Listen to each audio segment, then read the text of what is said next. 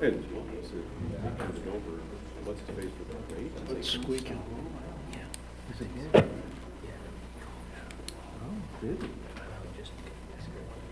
It's going now. Oh, sure. It wasn't me.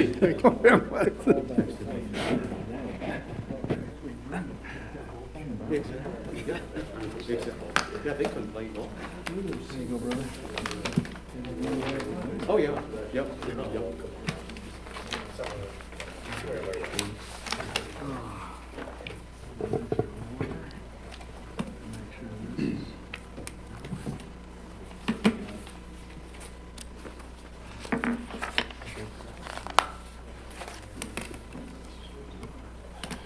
Regular meeting, Clear Lake City Council of Monday, September 20th, 2021 shall come to order. Please rise for the Pledge of Allegiance. I pledge allegiance to the flag of the United States of America and to the republic for which it stands, one nation, under God, indivisible, with liberty and justice for all. Thank you. We have an addition to the agenda. Jennifer just placed that here, which is a street closing request by the Clear Lake Chamber of Commerce, Harvest Fest, Saturday, October 2nd, which should fall under the consent agenda. So I'll ask a motion to approve the agenda as just amended. So moved. Second. Moved by Bennett, seconded by Mike, that we approve the agenda. Is there any discussion? All in favor signify by saying aye. Aye. Opposed, same. Motion carries. And now to the consent agenda.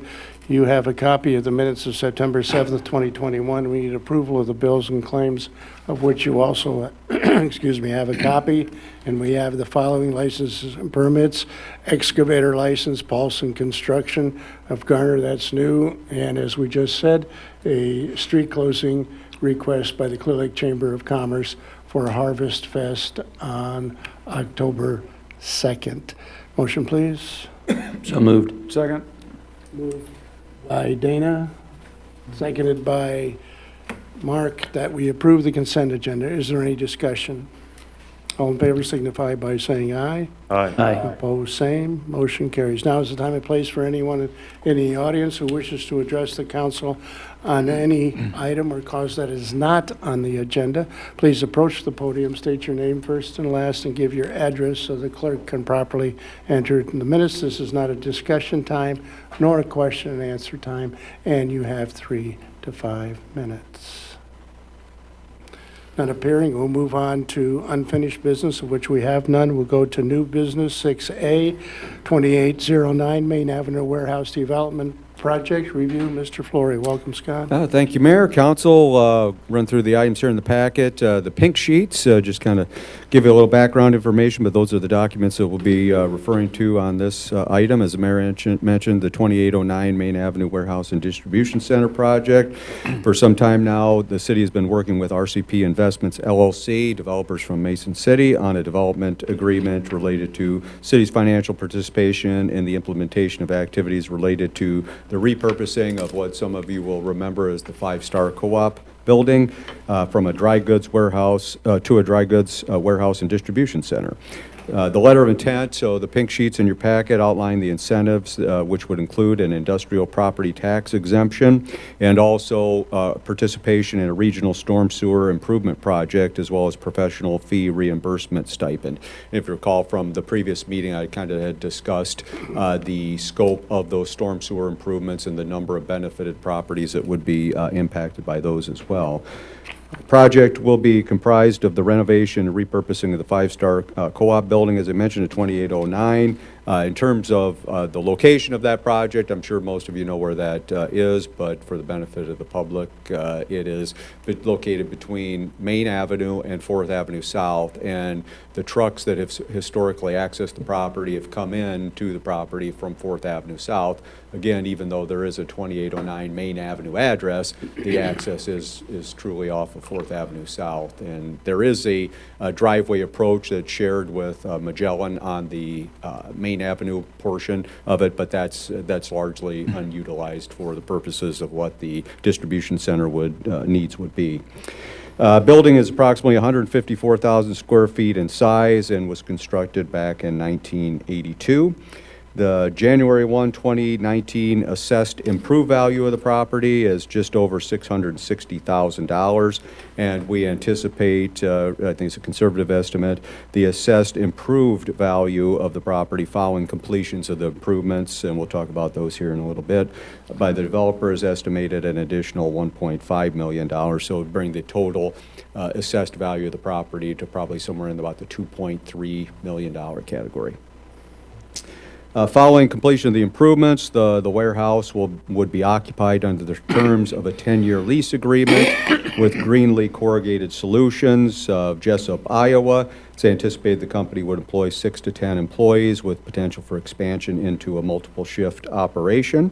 And just in the way of background, the company, what they do, they provide corrugated packaging for large-scale companies. In fact, they have actually just put the kind of a temporary sign on the building this past weekend. So, in terms of the letter of intent, to just kind of jump into that one, maybe go to the page 2 where we discuss the industrial property tax exemption that's described in Chapter 427B of the Code of Iowa. This is something that we've done for very similar projects. Cabin Coffee was one, TTI another project, and it seems like there's one recently additional that we had done there. Chad may remember, I can't think of it off the top of my head, but I know we've done at least 3 or 4 of those. Did you say you know them? Right next door to the Dr. Maker.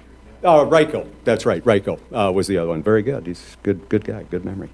So the industrial property tax exemption, so again, that's under 427B, and also it's laid out in our Chapter 8 of the Code of Iowa. So there is language described in there for the eligibility. It has to be new construction as defined in the code, and the approval of the letter of intent is, the code also has language that describes prior approval, so the letter of intent would satisfy the language that's considered as prior approval, so some legalese there.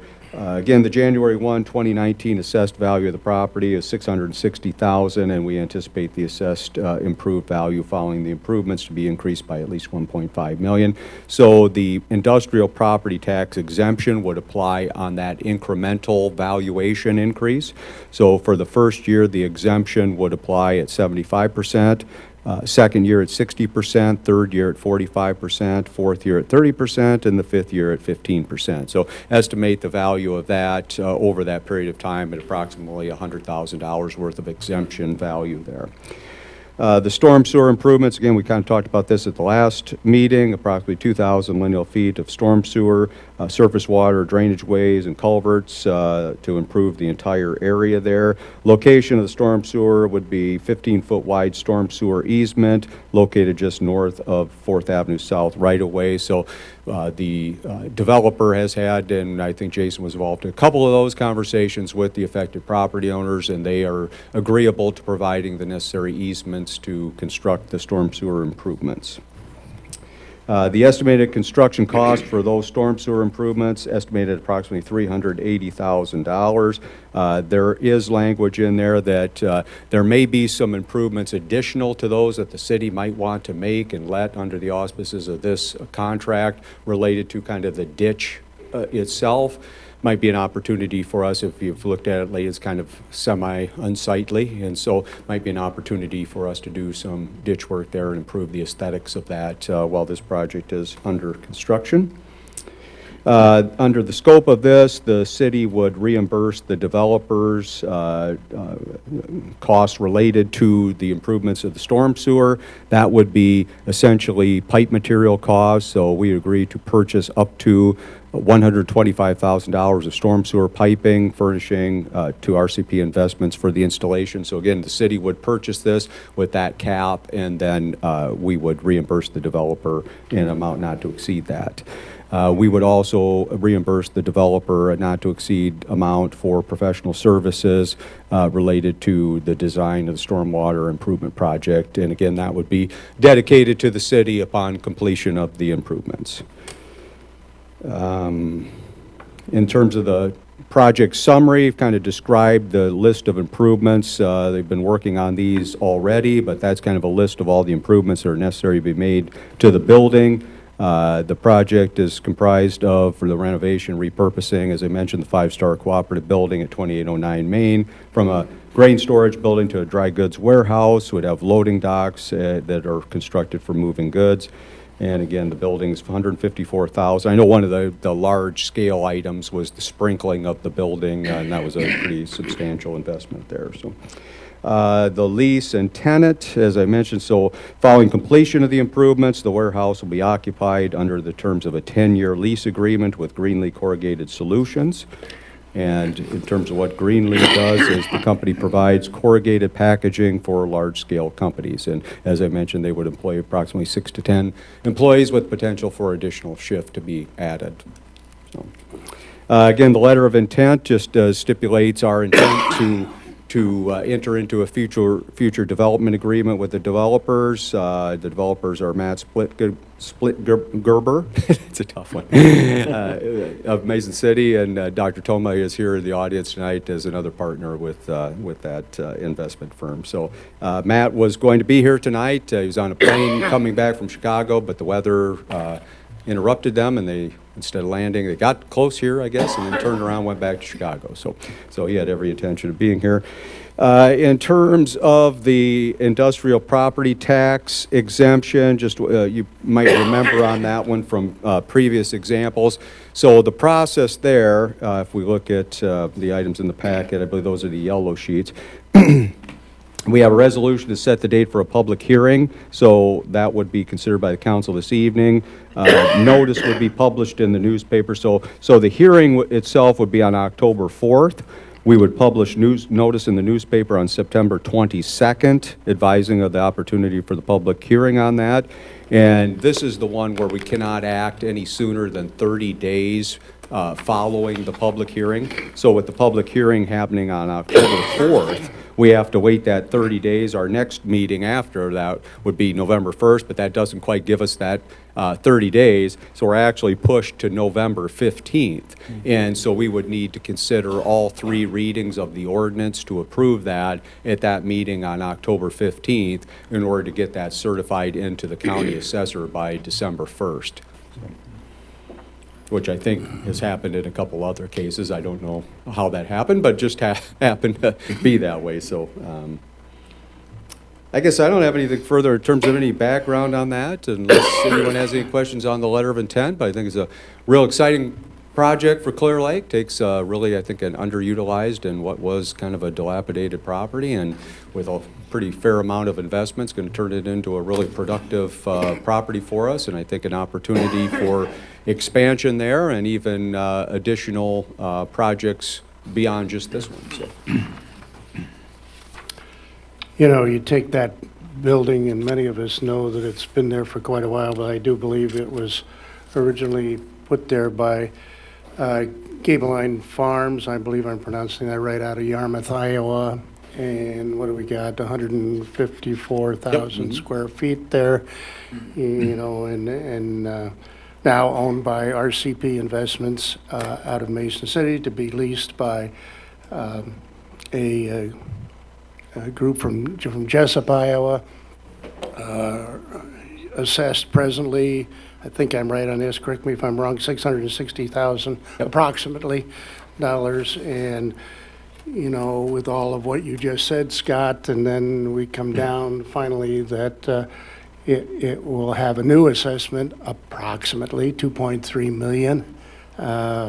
Wow, that's big, employing 6 to 10 people. I'm no economic developer here, but if they're going to be a distributor of corrugated cardboard, and you're right on the interstate here, not that far from another interstate north and another one south, and a number of new places that are going up that could use this. I think it's a fabulous investment on RCP's part, as well as an investment for us. Yeah. with regard to this letter of But I intent. think you're So- exactly right, Mayor. I think we focus a lot on the 194 interchange with Courtway Park and the hotel and the other developments and the car dealerships over the years.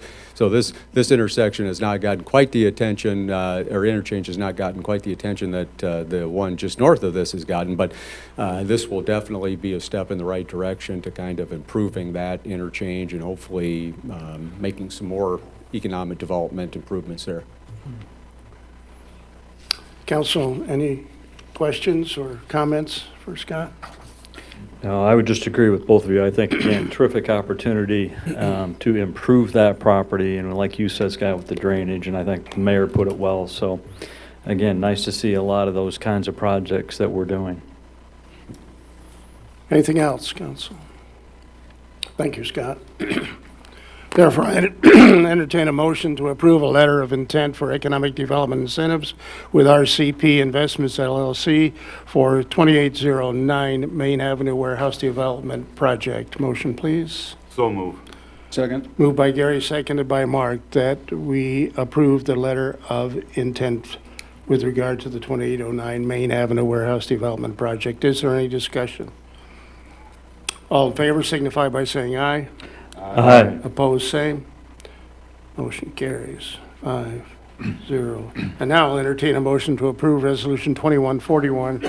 This is a resolution setting a public hearing which shall be October 4th, 2021 on a proposed industrial property tax exemption application for RCP Investments LLC Warehouse and the Distribution Center Project. Motion, please. So offered. Second. Moved by Mike, seconded by Dana, that we approve Resolution 2141.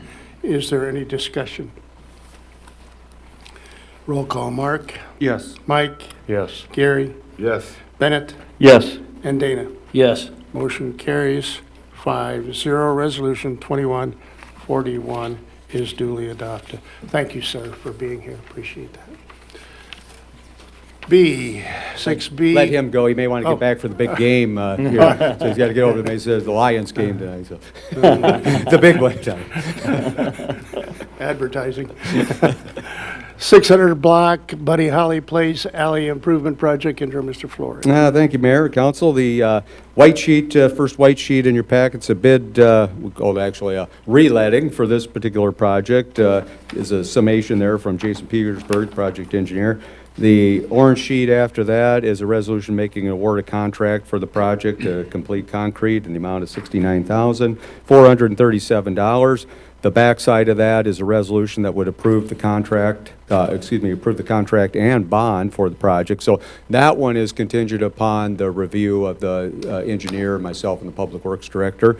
So we want to kind of get the project moving along as quickly as possible. So we've actually added that one in advance of receiving the contract and bond.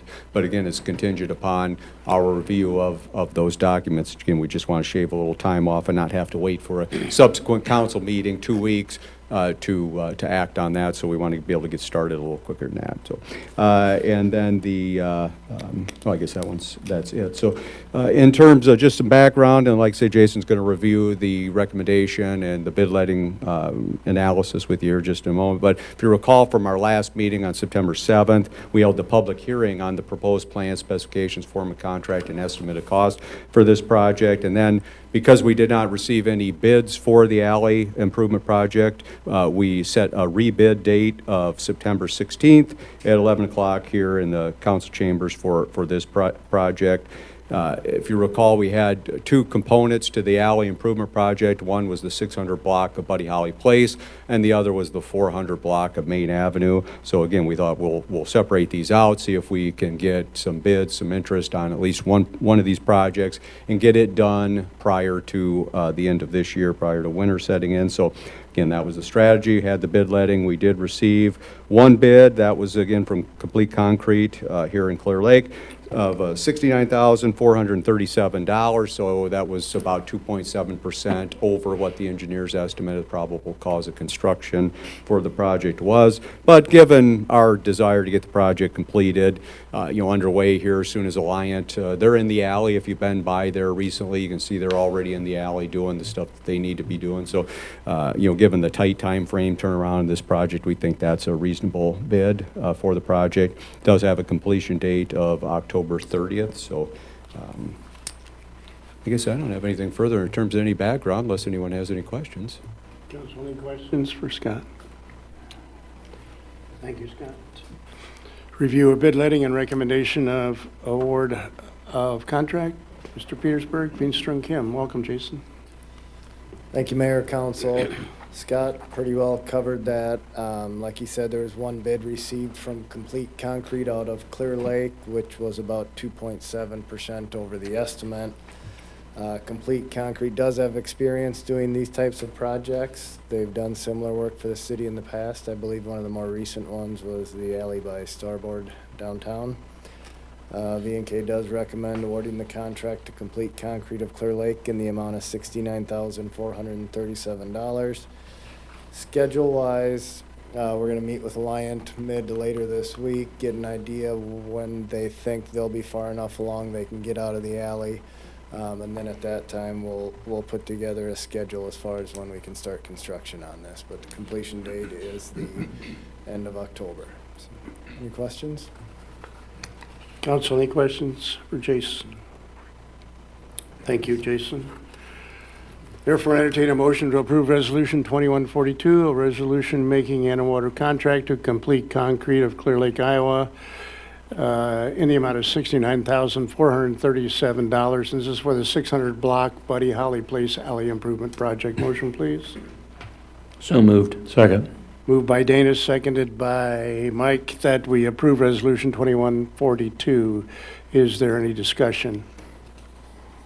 Mike? Yes. Gary? Yes. Bennett? Yes. Dana? Yes. And Mark? Yes. Motion carries 5-0. Resolution 2142 is duly adopted. And now I'll entertain a motion to approve Resolution 2143, which is a resolution that approves the contract and bonds for the 600 block Buddy Holly Place Alley Improvement. Motion, please. So moved. Second. Moved by Bennett, seconded by Gary, that we approve Resolution 2143. Is there any discussion? Gary? Yes. Bennett? Yes. Dana? Yes. Mark? Yes. And Mike? Yes. Motion carries 5-0. Resolution 2143 is duly adopted. 6C, 2021 Storm Sewer and Water Main Improvement Project. Intro, Mr. Flory. Thank you, Mayor, Council. Start out with the green sheet in the packet on this item. It's a resolution making award of contract for the 2021 Storm Sewer Water Main Improvement Project, accepting the bid from North Iowa Septic Solution Excavation Incorporated in the amount of $640,098.33. The backside of that is a resolution adopting the plan specifications, form of contract, and estimate of cost. If you remember, on August 23rd, the council had reviewed the plans and set the date for the bid letting, as well as the hearing on the plans and specs for this evening. The next sheet is a resolution approving the contract and bonds. That's similar to what we did with the previous project. Again, that will be contingent upon our review and approval, myself and Jason, on that project. And then the last white sheets in the packet are a bid tabulation and just excerpts from the project plans and specifications. So in terms of some background, again, at the August 16th meeting, the council had set the date for the bid letting on this project, as well as the public hearing for this evening. Bid letting was set for September 15th, 11 o'clock here in the council chambers. Of course, the hearing, again, this evening, 6 p.m. here at council chambers. Notice the hearing was published in the newspaper on September 8th. The engineer's opinion of the probable cost of construction for this was $660,000. Again, the reminder and the scope of the improvements on this one was primarily in the area north of Main Avenue, between North 12th Street and North 20th Street, and then additionally, there was that portion of water main replacement, storm sewer upgrades along 8th Avenue Court and South 11th Street. We did hold the bid letting, 4 bids received from various contractors. As I mentioned, NIS of Mason City did submit the lowest responsible bid. It was over about 4% below what the engineer's opinion of probable cost of construction was. In terms of the schedule, Jason can update you a little further on this, but we do anticipate complete project initiation of about October 4th. And then this one had the completion date of June 17th of 2022, but it's largely too driven on schedule of the contractor and how much work they could get done. So it could be completed sooner than that. So I don't have anything further unless anybody has any questions about me for that project. Council, any questions for Scott? Thank you, Scott. Review of bid letting. Jason Petersburg, Greenstone County. Mayor, council, back at your August 16th meeting, we did review the scope of this project in detail, so I wasn't going to go through that again. As a reminder, there were 4 separate areas that this project was broken up into. Bids were received last Wednesday. 4 bids were received from the 12 contractors who requested plans and specifications for the project.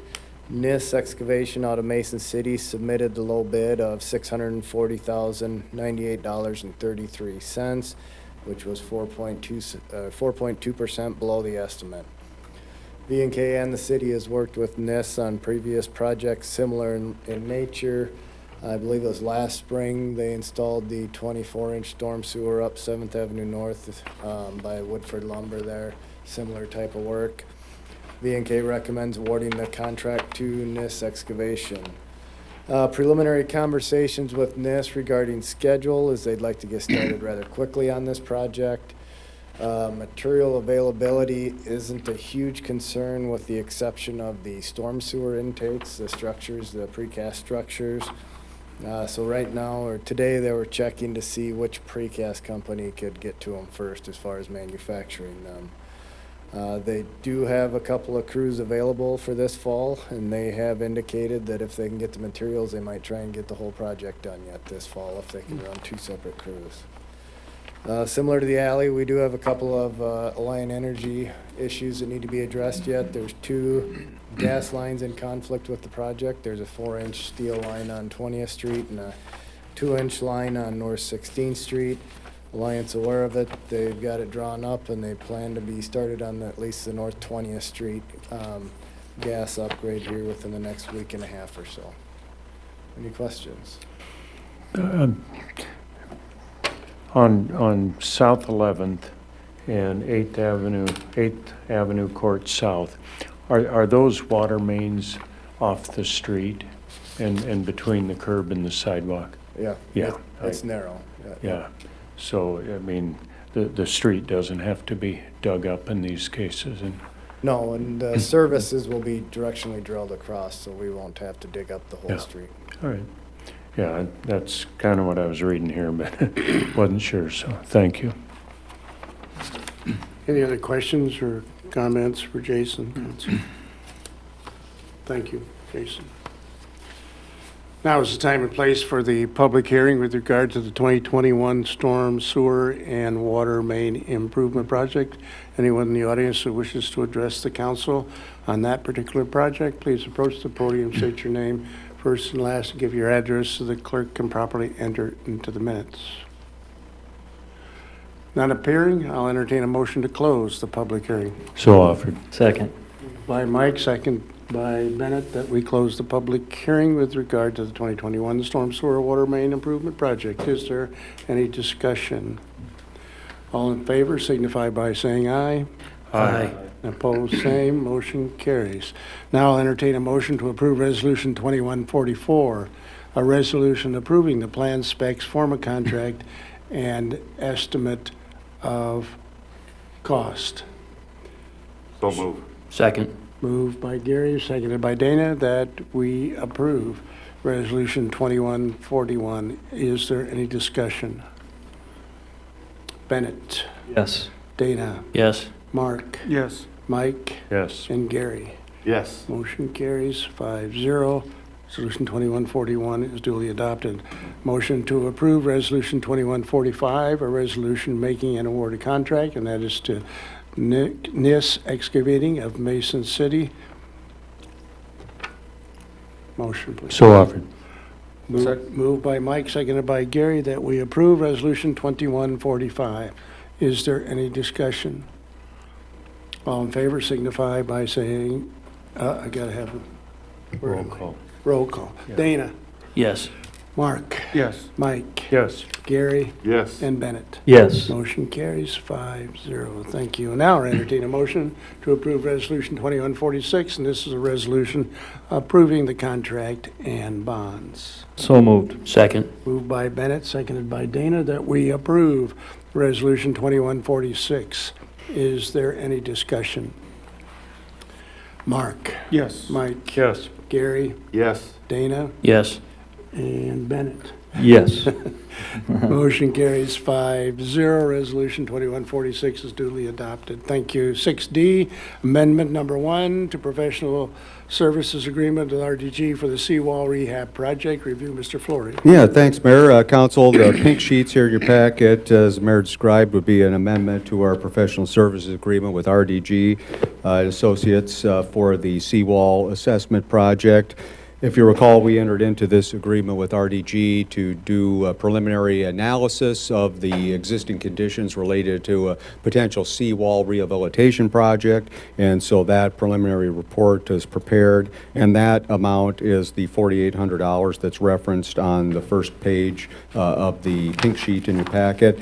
We have also asked for a proposal from RDG for a National Register of Historic Place nomination process. So essentially, it goes into nominating the site, in this case the seawall, of course, for listing on the National Register of Historic Places. And their work would be then to prepare and submit forms, perform the research, provide documentation, and coordinate with all the various governing authorities as necessary to support the nomination itself. So, and we'll get to that here in just a moment, but primarily that would involve the State Historic Preservation Office and then ultimately the National Park Service in Washington for the nomination if it should get that far. So I think this is something, when we talked about, the rehabilitation of the seawall, I think why would we pursue a nomination process for National Register consideration? Well, I think, again, we look at, is it a site structure that has got a potential for placement? So talking with RDG, the historic preservation architect that we're working with, he has consulted with several state officials on this and does believe that it would be a candidate for placement. So we do think there is a good potential that this could be favorably reviewed there. It really falls into the category, and I know several of you here at the spot very much care about the seawall and the history of it and everything. So I think we would look at the formal recognition of the significance in terms of the building materials that were utilized in that process, as well as the fact that it was a WPA project from 1936. So I think those are some of the reasons why it would be a candidate for consideration for nomination to the National Register of Historic Places in Washington on this. So the process for the state to review, if we look at the back page, RDG's kind of laid out their schedule. They would hope to have the nomination form in final status by March of next year. So they intend to work on this during the winter, have that ready to go into the state in March. And then we're looking at probably about a 90-day period for the State Historic Preservation Officer to review this. And then if they review that favorably, then it forwarded on to the National Park Service in Washington for their determination, and that generally, my understanding is, takes about 45 days there. So again, I think it's got a good shot at that. I think RDG are the appropriate people to help us put together this application, and again, it honors something that I think is very significant and important in the past of Clear Lake. So. I think Gary mentioned this on one other project we had previously. Sometimes when there's federal funding involved, there comes some restrictions on ultimately cans and can'ts with the property. So if this were to be placed on the National Register, there is no restriction on anything that we can do with it. So it doesn't have any ties there. And then if, again, it does receive the nomination to be placed on the National Register, there is, I think, a standard plaque that the National Park Services would develop for this kind of project. So. Oh, that's all I have in terms of background. I know Mike and Gary have been involved, and Nelson been involved with Mary Beth and some of the others, Chamber, have been involved in meeting with the architects and some of the contractors as well on this. And so, we've met with multiple professionals and contractors on this. And the one thing that is abundantly clear is the seawall was constructed so well. It does need maintenance, but it is not going anywhere. It is solid, absolutely solid. And so, we're excited about the opportunity to make some improvements here and maybe consider this for the National Register. So, Mike, you got anything you want to add to that? Sure. Yeah. You mentioned that it's important in our past, and I agree 100%. Having taught history for many decades, I think there's a lot of things from our past that are very important. And we tend to be a nation that's forgetting a lot of those things right now. And I think sometimes in a community, we're in a big hurry to just move something aside and create something new. And I would hate to see this thing left behind. I also personally think, in addition to being important for our past, it's also important for our future. Almost daily, I go through that area, usually on a bicycle, sometimes in a vehicle. And it's a gathering point for locals, for tourists. It's definitely one of the focal points for many, many, many people every day. And I think it also reflects in a very positive way on a community. When you have enough care about something to do what we're trying to do, to not only recognize it, but to preserve it. So those are my thoughts. Perfect. Yeah. Thank you. Any other comments, Council? Thanks, Scott. Therefore, I entertain a motion to approve Amendment Number 1 to the Professional Services Agreement with RDG with regard to Seawall Rehab Project. And of course, RDG is a planning and design firm that we have worked with many times out of Des Moines, Iowa. Motion, please. So move. Second. Moved by Gary, seconded by Dana, that we approve the amendment to the Professional Services Agreement with RDG on the Seawall Rehab. Is there any discussion? All in favor signify by saying aye. Aye. Opposed, same. Motion carries. Thank you. 6E, letter of intent with Embry Development Group Incorporated for the commercial redevelopment project. Commercial retail development project in the Willow Creek Urban Renewal Area. Review, Mr. Flory.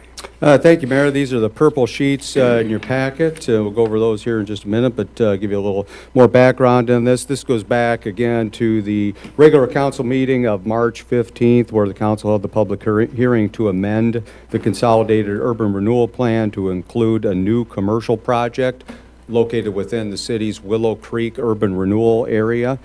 Project entails the construction of approximately 47,000 square feet of commercial and retail space with related surface parking on approximately 5.5 acres. Developers' anticipated capital investment is approximately $8 million in the project.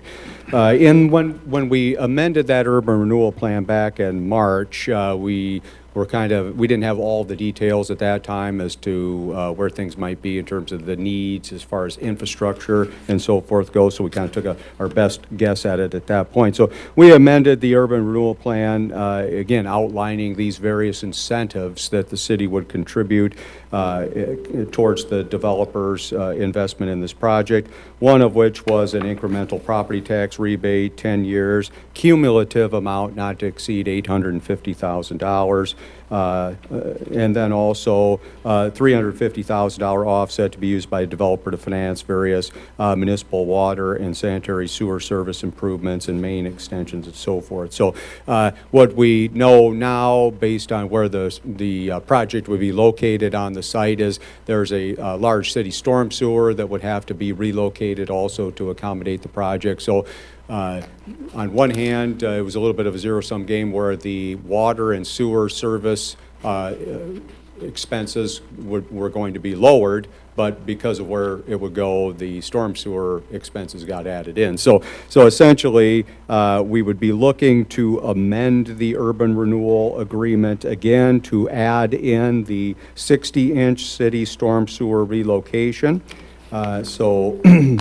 That would be an add to the project. That would be the only additional thing that we would be adding. So essentially, it would take our contribution from that $350,000 figure I mentioned to a $550,000 total figure. So the two primary contributions would be an $850,000 property tax rebate and a $550,000 economic development offset for purposes of infrastructure extensions, and that would be on a reimbursement basis from the city to the developer. I would caveat, and I'll get to that here just in a moment when we go through the letter of intent, that would be a not to exceed figure, and that would be based on actual costs of construction as submitted to the city. So we think that's probably a conservative number, the 550. So that does include things like contingencies and professional fees. So we do think it would be less than that, but we want to establish a figure that we feel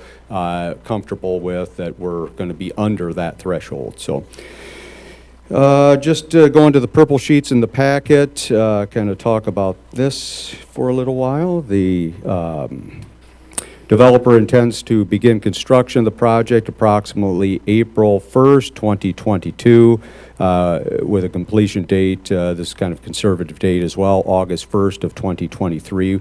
We think that it likely would be finished in 2022, but put that out there again as kind of a conservative date. The developer would have, the property valuation would be approximately $3.3 million as of January 1, 2024, so that would be the taxable value. Purpose of the LOI is to summarize significant terms and conditions of a future development agreement between the city and the developer, the proposed commercial project and infrastructure project. The development agreement will reflect more refined construction costs, as I mentioned, than what we're outlining here in the development agreement. We have estimates at this point, but as we progress towards development of the development agreement, we would have more firm numbers on that. But again, those are the not to exceed kind of conservative figures that I'm talking about here at this point. Then the statutory process of amending the urban renewal process. So once the letter of intent would be approved, then our next steps would be to enter into the process to revise our urban renewal area and authorize this additional project. Now, we also have a couple other projects that we'll be adding into it, so it's probably okay to be redoing that again. So we'd like to add the Seawall project in, as well as the 2809 Main Avenue Warehouse and Distribution Center Improvement Project. So those costs we could recover through tax increment financing, so we will be able to add those in as part of this process as well. So when we have the amendment to the urban renewal plan, it will be for more things than than just this project. We'll have a couple others in there as well. So, prior to constructing the commercial project and the infrastructure project, developer will agree and submit a detailed final site plan to the city for final review. Again, as I mentioned, the anticipated start date would be April 1st of next year, and that would most likely be on the storm sewer relocation component of the project. Might be done a little prior to that, but certainly not later than April 1st. And then we also have built in here that the water main and sanitary sewer mains and laterals would be completed by June of next year as well.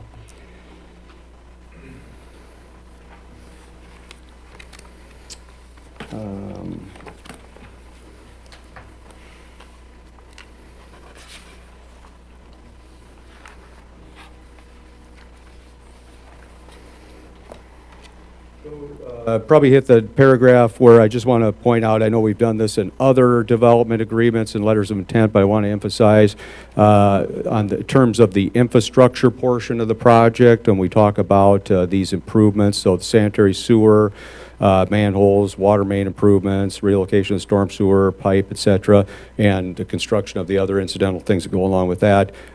Those improvements would be completed and then reimbursed by the city to the developer once the project was completed. So, for example, like in the case of the Marriott Hotel project, we did allow for incremental partial payments. We had language in there that said we would not give the whole payment until the entire project was completed. But we later said, you know, progress is coming along so well on this. We're okay with making incremental progress payments to the developer as improvements are made out there. And so it'd be similar here. The language is strictly that upon completion of the project, we would reimburse the developer that not to exceed $550,000 for the infrastructure costs. But it might be that we do the same thing we've done otherwise when we see, you know, let's say the project is 80% complete. I think we could probably say we could probably make a progress payment in good faith along something like those lines. So the developer is required to provide documentation to the city for our review detailing the costs of the infrastructure project. And again, the developer will agree to apply the proceeds of the economic development grant to the infrastructure costs. The traffic impact analysis, if you recall, that was something that we'd authorized V&K to do back in February, and so that has been completed, and that's done. And then again, the economic development grant, that's just the the amount that I've outlined, again, the not to exceed $550,000, or the actual costs of the infrastructure project itself, whichever is the lesser of the two amounts. So, and again, that would be paid to the developer upon substantial completion of the project unless we decide that we would make incremental payments back. And then under tenant and leasing, again, just the realization of the proposed tenant is critical to the city's participation in the commercial project. And again, just at this point, the project summary, as I mentioned, a 47,000 square foot cumulative ground floor commercial retail space with service parking lot, sufficient size to serve the needs of the project. I don't have anything further on the letter of intent unless anyone has any questions. Okay, Scott, then the approximate end value of this, when all is said and done, you said 3.3? I think that's a conservative number. Yeah. Approximate, okay. All right, so then in the rebate, we get a 10-year rebate not to exceed $850,000. Yep, that's. And if that comes prior to 10 years, but it's up to $850,000. Yep, yeah, okay. if it hit in 5 years, once they would hit the 850, they would be done. Right, and that's from the TIF. Mm-hmm, yep. Okay. Yep. Which, in my mind, that's 90% of the total. Yep, amount. 90%, yep. All right, and the infrastructure then up to 550. Right. See, Based on the actual cost, those are just kind of rough estimates that we have. They're good estimates, but for where we're at today, that's just kind of the in number. total square footage, you just said 47,000 Yep. square feet. Now, traffic plan, that's Jason's baby, Yep, right? it's been done. Yeah. That's, we've got an entry off of 18, There would be an entry off of the highway.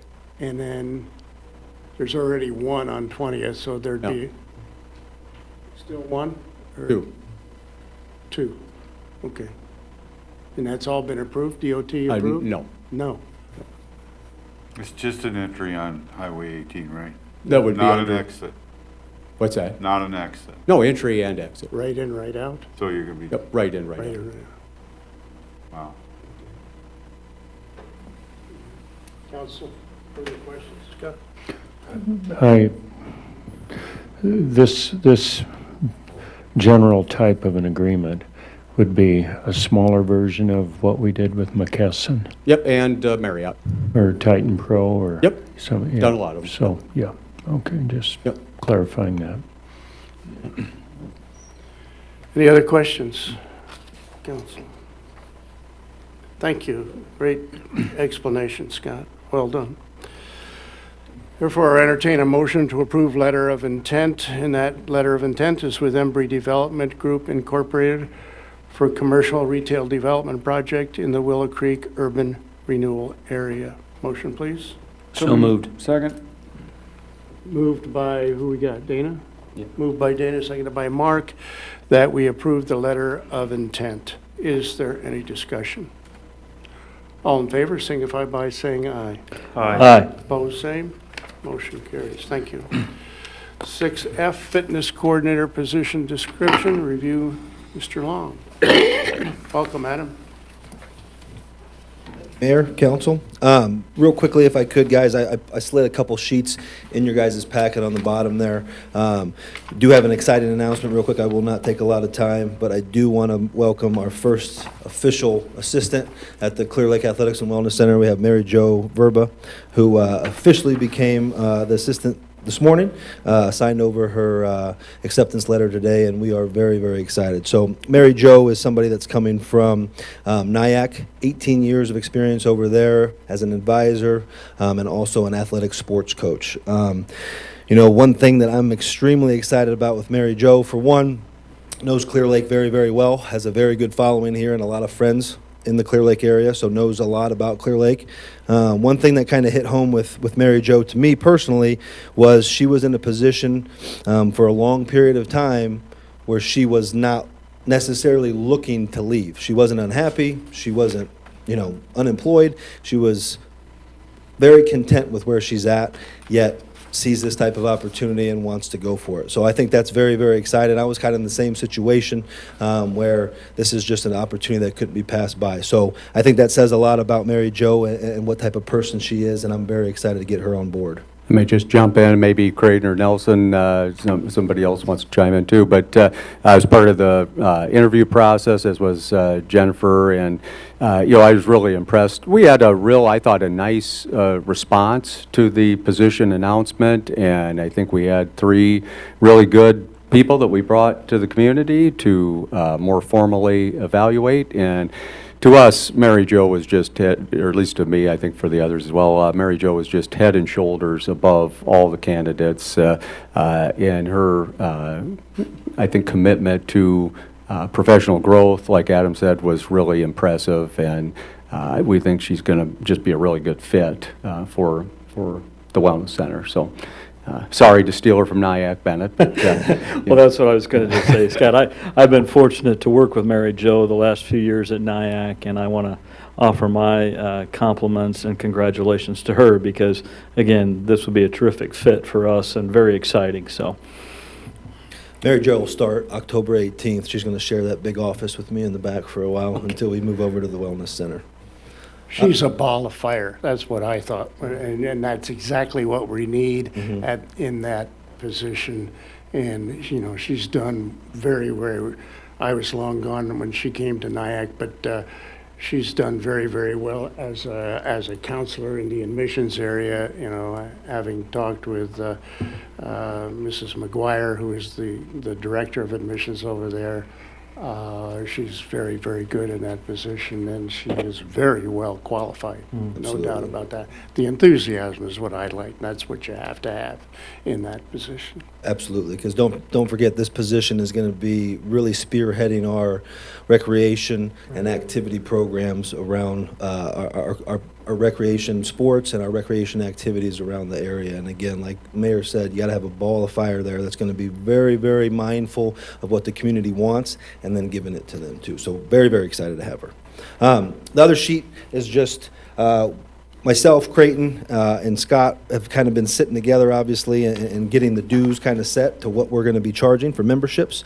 So I wanted to give you guys that a couple weeks in advance so you guys can kind of take a peek at that, and I'll explain that and talk a little bit more in depth about that at our next council meeting. But I wanted you guys to at least get that so you can kind of see where we're at. Now, moving on to what I'm supposed to be talking about.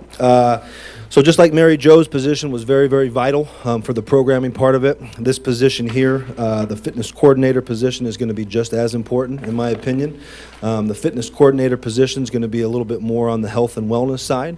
So it's going to be primarily, I would say, 90% of the time in the wellness center, and not too much outside of it, but inside the wellness center. So this person is going to be coordinating all of the fitness-related classes, in charge of all of the personal trainers, in charge of all of the group instructors, and kind of really steam-heading and getting our programming down for the center in terms of fitness. So as you guys know, we will be offering all types of different group exercise classes, which will obviously have a full staff of instructors that will be more independent contractors. This person is going to be kind of the director of all of that, the coordinator of all of those different types of programs related to our fitness. So again, ball of fire, 100%. I need somebody that's going to be very, very energetic. This is going to be early mornings and some late evenings. It will be a 40-hour-a-week position. That being said, it'll be a little bit weird with the hours. Again, looking for a really solid foundation in education, kinesiology, exercise science base. I really want somebody that understands the human body, but more importantly, really has our same type of a vision and culture that we want for this type of facility. Not looking for, a commercial type of personal trainer. I'm really looking for somebody that sees a bigger picture and really trying to get our community to realize the benefits of exercise and teaching them how to really do it the right way. Does anybody have any questions on this position? Again, qualifications, all the conditions are in this on this green sheet at the very, very end. But again, very, very important position. I think, obviously myself, Mary Jo, and then this position are going to be the three main positions that we have to have. Creighton kind of made the comment of, gotta have 3 rock stars. Without tooting my own horn, I think we got 2 out of the 3, maybe at least 1 with Mary Jo. But this third one, I think, is going to be very, very important to make sure that we hire the right person. So we're going to take some time on this. Council, any questions for Adam? I was just going to mention Adam's toured a number of facilities. You always want to kind of learn from other your predecessors and projects and facilities like this. And he mentioned the Humboldt facility. He'd gone down and seen that, and talking to the director there, I thought it was significant. Then when he told me, he said the one position that they want to have but don't have yet is this one. And, he's kind of describing about, in particular, with an older demographic, being able to engage that population in their center, that this would be kind of that role, being able to help that, and that we were going to be lucky to be able to do that. So, you mentioned rock stars. Maybe the other 2 can be the rock stars, and you can just work on being the rock. There you go. On which all of this is built. Yeah. That's good, Mike. Very good. Very good. Any other questions or comments for Adam, Council? Thank you, Adam. Thank you, Mayor. Thank you. Therefore, I entertain a motion to approve the position description of fitness coordinator for the Athletic and Wellness Center. Motion, please. So moved. Second. By Dana, seconded by Mark, that we approve the position description for fitness coordinator. Is there any discussion? All in favor signify by saying aye. Aye. Aye. Opposed, same. Motion carries. Thank you. Chief of Police report, Chief Roth.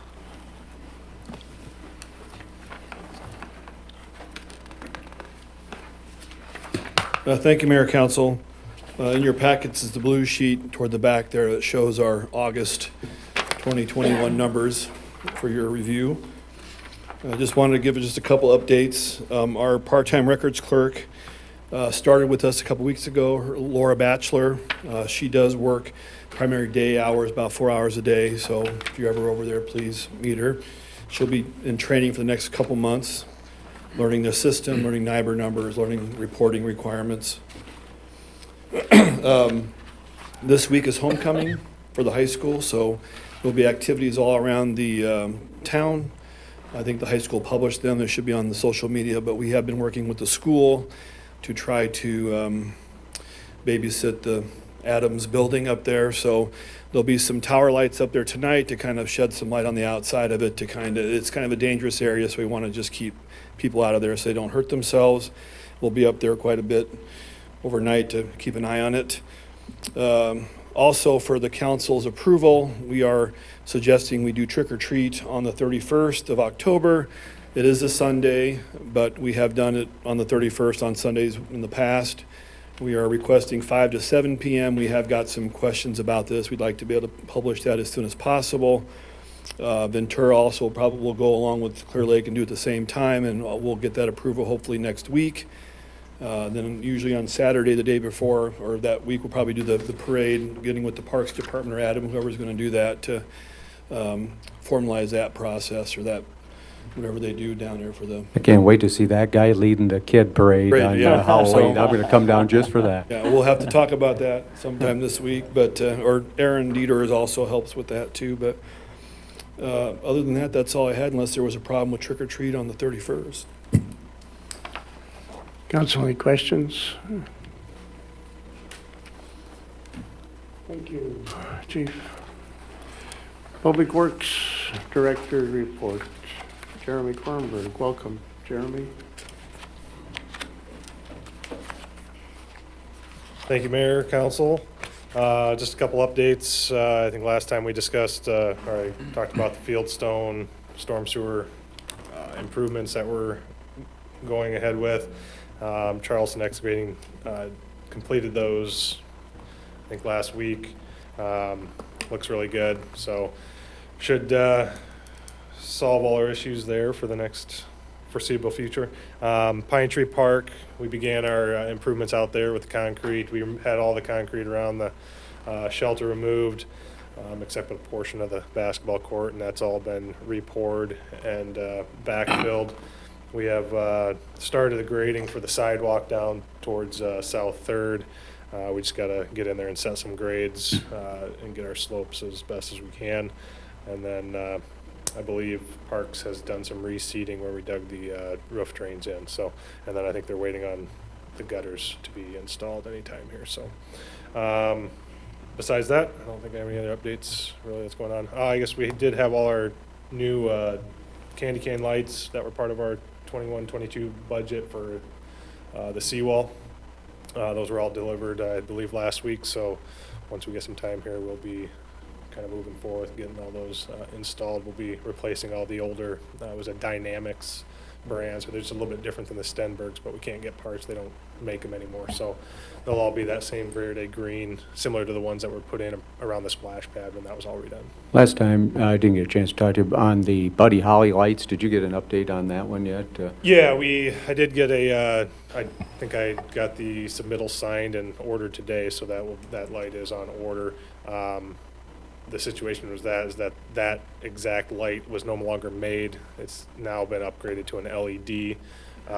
There is a LED retrofit for all the others, but I talked to one of our guys, and he's had to replace 2 or 3 of those lights already, and he's converted them to LEDs himself for about $30, where their retrofit kit was about $600. So as they go out, we'll just continue to I think switch them over. They use the same bulbs as our 3 globes out there. The only thing that I'll have a question is when this shows up is whether or not the light's the same color. So that's the one question we'll have. But they didn't have another option that has that same style. So yeah. But just like everything else, it's a waiting game on getting stuff ordered. So, but as soon as it comes in, we'll have it installed. Council, any other questions? Hey, thanks, Chairman. Thanks. Under Mayor's report, let's go with Chad first. Welcome, Chad. North Iowa Corridor. Thanks, Mayor, Council. I know Kick Scott, off in 10 minutes. I was just going to Chad. say, I know you got someplace you'd rather be, so I got a lot of notes. I'm going to scroll for a while. But no, awesome meeting. I think there isn't a whole lot of folks that witness it, right? But Mr. DePano do a good job telling the story. But a lot of great stuff. The warehouse project with Greenlee, actually, it was funny. I don't know if it was 6 months. It's been a while ago. We had a call from Deb Blaser-Gradelet, used to be on our board, and said, hey, got a friend of ours, Robbie Greenlee, is looking for a place along the interstate. Can you help him out? Sean Arneson from our office worked with them and showed him a few different options. This was always one of our first ones, but there were a lot of issues to run through. Scott noted some of them. But it's really cool to see that all come to pass. And it's funny because, gosh, 7 or 8 years ago, we actually did a supply chain inventory and study to kind of look at what our gaps were in cardboard manufacturing. It was actually one of the top ones, believe it or not, because every single business uses that, right? So it's a really cool thing to see that come here. And Ombre Development, again, that's a national group. They've worked with as many big names as you can think of. So having them work here in town is really, really good thing for us. And just congrats to the city. Awesome economic development news tonight. We're still waiting on our North Iowa Innovation Center grant through the EDA. We thought we'd know first. We thought August 8th, and they said September 8th.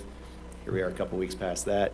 We'll just keep waiting on the feds until we get it. We think it's probably because they're trying to figure out ways to give us more money than we asked for. We'll see. But excited to see that as soon as possible. We had our strategic planning session as a board and really focused in on the workforce issue. Again, continues to be the primary thing. I know you guys are tired of hearing about it, but if you've read the Globe, if you've seen the news everywhere, it's the issue across the nation. And we're trying to be different. We're trying to find ways that we can provide solutions. We are in the midst of making a lot more concerted effort on the targeted marketing and making a big investment in that. Have a really good consultant that can help us target in. We really outlined a lot of that in our investor forum here a couple weeks ago. And the Mason City Police Department had some really good success with the same vendor and efforts and really enhanced their number of applicants from outside the state. And we're trying to do that because more than anything, we need to get people to come and know about North Iowa and what we've got here and the kind of stories that we saw here tonight. There is opportunity, there's reason for optimism, there's growth, there's success. We just need people to come and take advantage of it and continue to build on that. Obviously, a key part of that also is housing. We've made some good strides in that. The city's had some great subdivisions. I think we've seen some really cool things in apartments.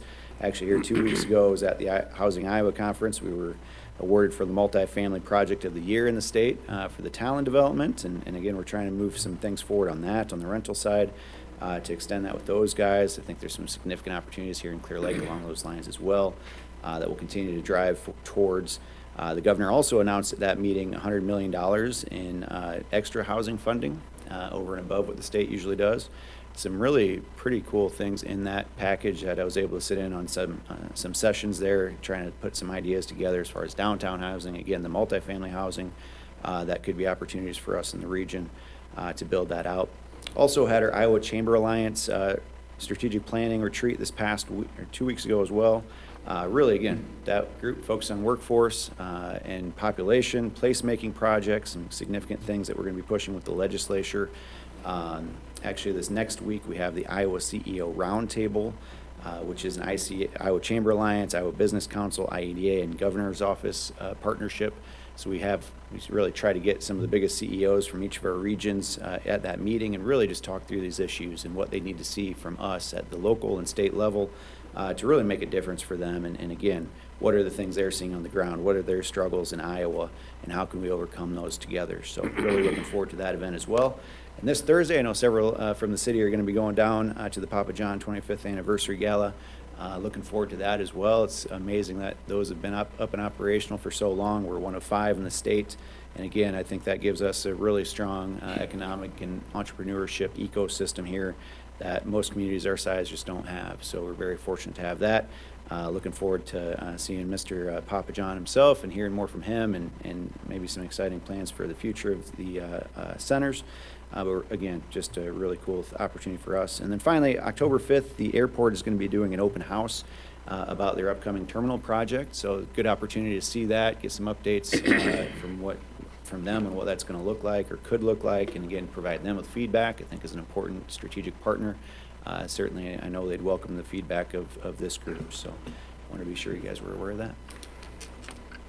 Questions for Chad? Thanks, Chad. Appreciate that. Okay, number one on my list is that our number one person in this office,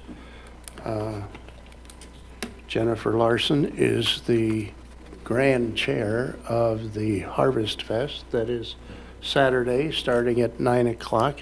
Correct me here, Jennifer, if I'm doing. And you can buy bags for $35, is that correct? With all the little trinkets and everything that you need in there to go up and down Main Street, and Main Street will be closed off. We just approved that tonight.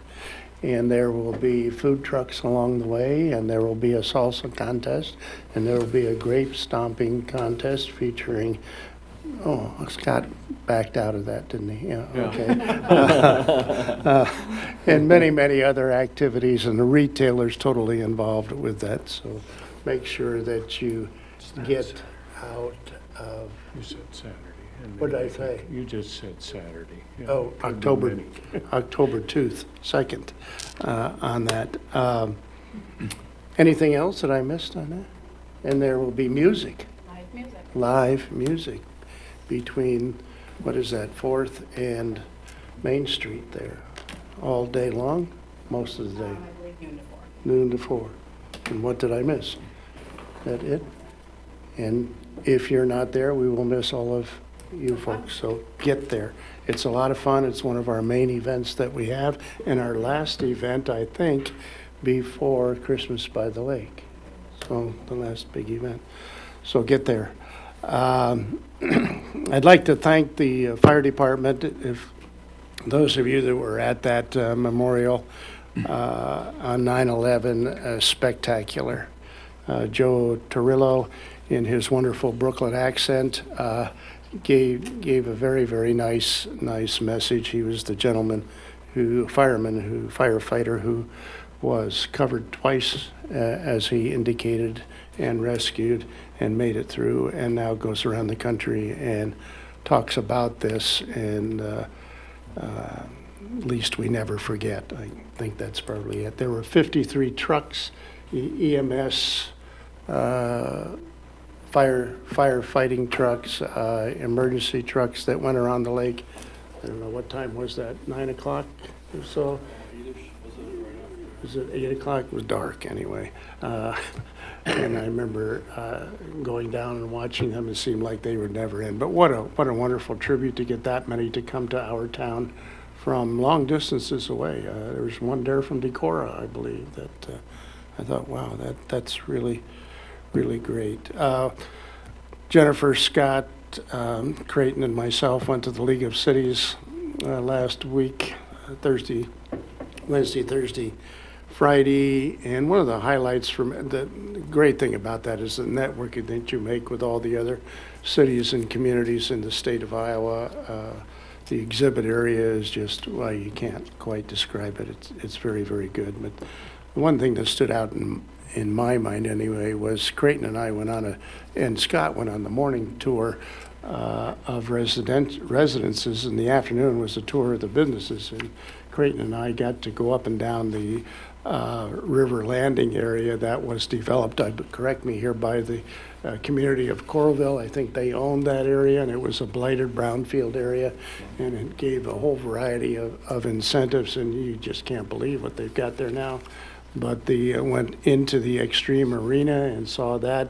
You speak of a wellness athletic center. Wow, that was something else. Now, I know it's a bigger area, bigger city, but that really opened my eyes up to what could be. And one of the former Hawkeye professional football player from the San Diego Chargers at that time, I believe they were, was Nate Kading, the old place kicker. He's not old, he's a young kid, but he's retired now. He's the kind of the financier, I think, behind it, with his high school buddy Matt there. I can't remember Matt's last name, but all the things that they have developed in that particular area was just unbelievable. And that was quite an experience for the old man here anyway. The homecoming, as was mentioned by the chief, is this weekend. They're painting some of the windows downtown. Parade will be Thursday. Friday. Of course, the game is on Friday. Hello. And we'll end down at City Park. And the game is Garner Hayfield, and that's always quite a rival, I do believe, and they're in our class. We've already won our first one, so we're 1-0 in our district. And listen to that game was not quite as good as the KC Ravens last night, but it was pretty good to listen to. I'm sorry, sir. I'd like to thank the candidates, my fellow candidates here that are running for office as city council people again, Dana and Bennett.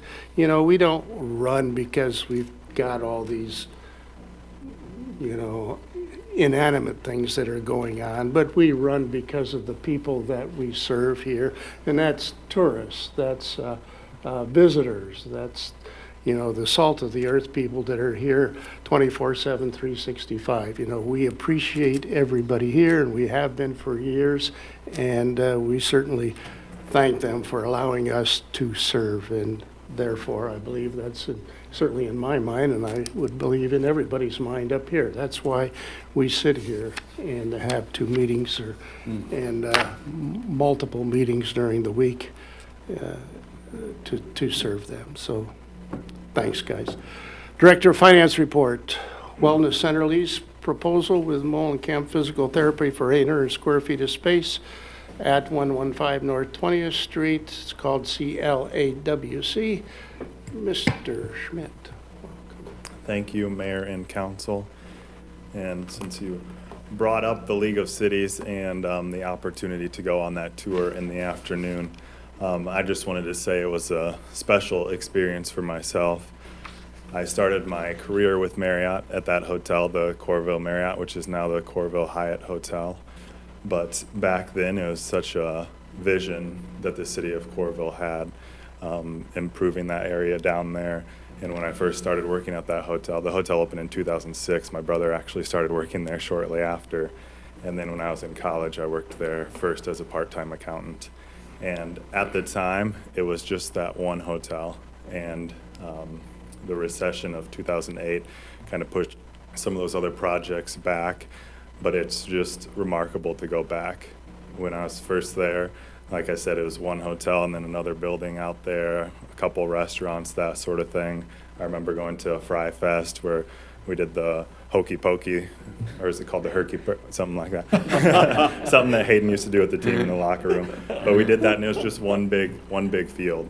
And over the years, it's just continued to develop. And even since I was there, most recently 2 years ago, they've added the arena. That was one that I was at the groundbreaking for, so it was awesome to go inside of that arena. I worked at that hotel 3 separate times. Every time I was there, you'd see more restaurants, and they got a Trader Joe's. The university put the hospital out there, so just a awesome experience for me to see the development, go around with Nate Kading and Matt Swift, and they've developed, I believe, 14 restaurants in the area, all very unique concepts, and I believe most of them are very successful in what they do. So very, very great experience. Also got to see a few people who still worked at the hotel, which was excellent. Always nice to see those faces and go back and talk with them and that sort of thing. So sorry to delay the Lions. They're probably down 3 touchdowns by now. I was just going to mention that almost on cue here tonight with what Craig's going to talk about, the lease that he and Adam have been working on. This was, I think, Coralville back in 2005 timeframe, whatever that was. They built the hotel and leased it to Marriott. So, I mean, when this concept of a city government building something and leasing it to a private sector entity is certainly well accepted, and you know, that's one of the best, most prominent examples that comes to my mind since we're talking about it. Oh, definitely. And it's something they continue to do, and some of the businesses that they took us into, they're still doing that. And it really allows them to direct the community in an awesome direction rather than You know, lots of times businesses are going in and you're watching it happen and that sort of thing, but they're working with each individual business owner. They know them by name, kind of the opportunity that we've already had with some of the businesses going in downtown here as well. So this unique opportunity, Tim Mullenkamp approached, I believe, Adam a few weeks past, and really with the idea of expanding his current operation. So already operating the Mullenkamp physical therapy, but kind of reaching the capacity limits where he's at and seeing a bigger vision as far as if he had more space, he could have bring others onto his team and expand his current operation. So he proposed the idea of leasing a space at the new wellness center. So myself, Scott, and Adam have spent multiple meetings with him, sitting down and seeing what he wants and really making sure it's a vision that is in alignment with what we're doing with the wellness center. And Adam has been in, I believe, fitness centers, wellness centers where they have had physical therapy, and it offers another unique amenity to that space. So this is in direct alignment with that. So that's something that's definitely important. It's not just leasing. We wouldn't just lease out this space to any business, but since this one kind of serves the need of the customer that's already in the wellness center, we continue to look at it. We have a draft here, and at this point it's just a draft of a lease. It's in the yellow sheet of paper there. We've also provided this lease agreement to Tim Mullenkamp as a draft as well. It's for a term of 36 months starting when the wellness center opens, so anticipated to start on January 1st, 2022. As far as the rent goes, the proposed number that I actually provided to him was $1,950. How I came up to that number is just looked at the square footage. It's an 800 square foot on the ground level of the wellness center.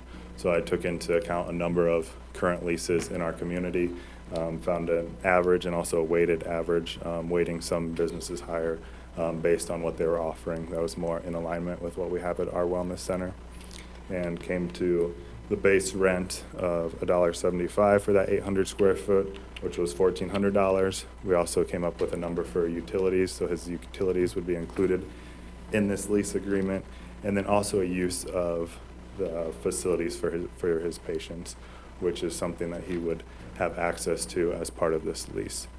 So the total number there, rounding out to the $1,950. Again, this is in a proposed stage, and we've given it to Tim for his thoughts as well. He hasn't gotten back to us on his thoughts on the specifics in this, but we think it's a great thing for the wellness center and a great thing for him. So a great partnership moving forward if we move forward with this. Just throw in, build on that, so as Creighton mentioned tonight, it's just kind of a review of that. We would have to bring this back, so assuming we can work the terms out with Tim, we'd probably bring it back at the October 4th meeting, set the date for a public hearing on the proposed lease at that meeting, have the published notice, have the hearing on October 18th, and be done with it at that point. But, I want to applaud Creighton and Adam on this one. I mean, I know, again, Adam's looked at a number of other facilities, and you kind of see sometimes there's these rooms that are underutilized, and I applaud both of these guys for having the vision to take a look at space that could be maximized from an economic return on investment perspective. And I think we ultimately have to remember our edict here is to not lose money in the operation of this. We owe that to the taxpayers. So we want to maximize to the greatest extent possible the economic opportunities for return on investment that are there. And I think both of these guys have done a remarkable job here on this document. Council, any other comments?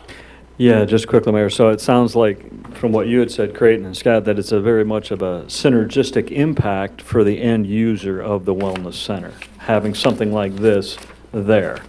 Definitely. In fact, I know one of the facilities Adam toured was that Recplex in West Des Moines, and they have the exact same situation with Des Moines University Physical Therapy Oh. in that building down there. So I wish I had, Adam got a copy of their lease agreement after I had already drafted this one and done all the work on it. But it was almost spot on with what the draft that I put in, and I think, yeah, we're okay. Oh, that's terrific. And So it's, again, so I appreciate the model there. It's been done in numerous places with a wellness recreation facility and physical therapy. And, yeah, I think from an economic perspective, we want to get market rate. You know, we've kind of talked about that. We're doing all right here, so. I really agree. The opportunity to defray some of the costs and ongoing expenses we would have, it'd be a great opportunity for us. Thank you to all of you for working on that. Any other comments? Thanks, great. Mr. Flores, City Administrator. Oops, I forgot to ask. I was getting ready to get out of here.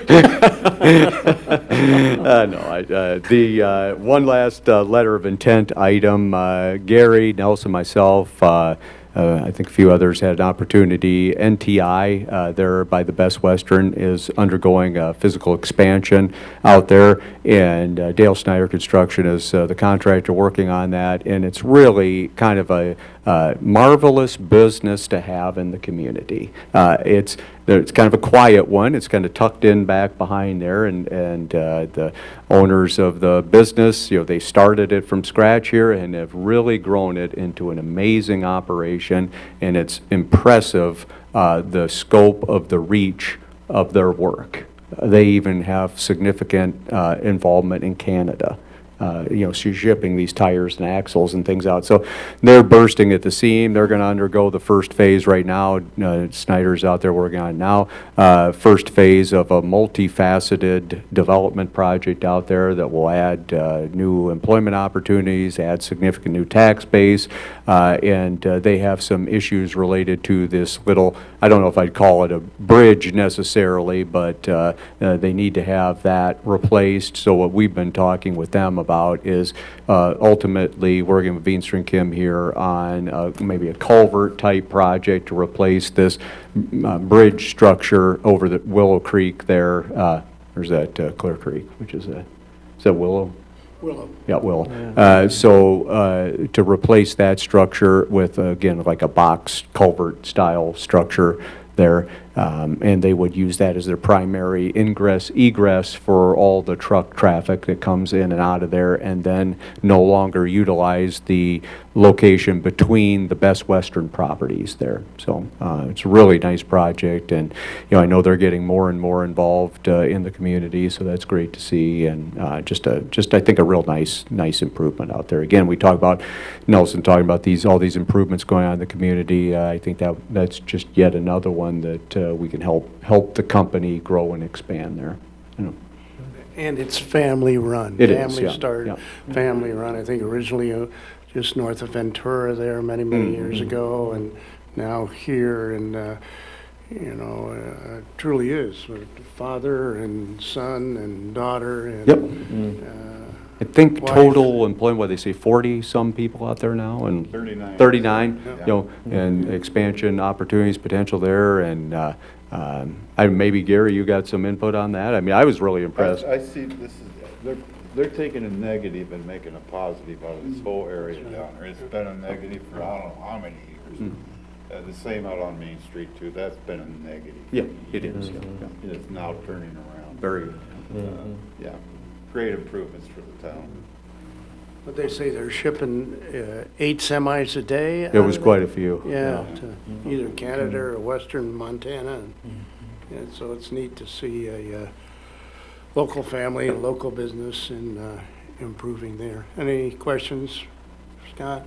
Thank you, Scott. Is there any other business this evening? Yeah, just real quick, Mayor, if I could. I noticed the other day we had another accident at 27th Avenue South out there by Oak Hills.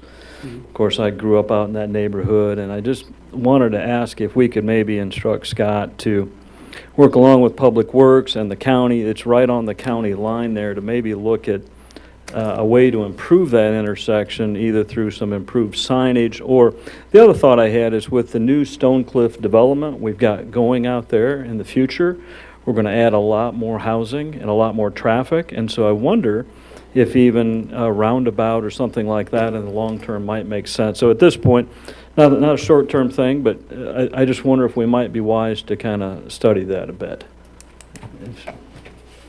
Yeah, I think we could do that, probably get with Snyder Associates. They've done a lot of our traffic engineering there. And like you say, kind of work with the county. You know, it's a Yeah. border road there and everything, so it may be time to really think about what needs to be done there under the auspices of a traffic engineering analysis. Yeah, something like that I think might be helpful in the long run there, just to improve that, and again, as that continues to develop, so, thank you. Great. Anything else? Go Lions, meeting adjourned.